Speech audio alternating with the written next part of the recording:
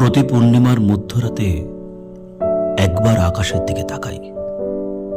গৃহত্যাগী হবার মতো জ্যোৎস্না কি উঠেছে? বালিকা ভোলানো জ্যোৎস্না নয়, যে জ্যোৎস্নায় বালিকারা ছাদের রেলিং ধরে ছুটোছুটি করতে করতে বলবে, ও মা গো, কি সুন্দর চাঁদ। নবদম্পতির জ্যোৎস্নাও নয়, যে জ্যোৎস্না দেখে স্বামী গাঢ় স্বরে স্ত্রীকে বলবেন, দেখো দেখো নিতু, চাঁদটা তোমার মুখের মতোই সুন্দর। কাজলা দিদির স্যাঁতস্যাঁতে জ্যোৎস্না নয়, যে জ্যোৎস্না বাসি স্মৃতিপূর্ণ ডাস্টবিন উল্টে দেয় আকাশে।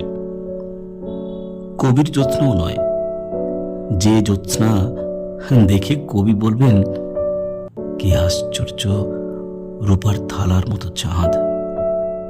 আমি সিদ্ধার্থের মতো গৃহত্যাগী জ্যোৎস্নার জন্য বসে আছি, যে জ্যোৎস্না একামাত্র গৃহের সমস্ত দরজা খুলে যাবে, ঘরের ভেতরে ঢুকে পড়বে বিস্তৃত প্রান্তর। প্রান্তরে হাঁটবো হাঁটবো আর হাঁটবো। পূর্ণিমার চাঁদ স্থির হয়ে থাকবে মধ্য আকাশে, চারিদিক থেকে বিবিধ কণ্ঠে ডাকবে, আয়।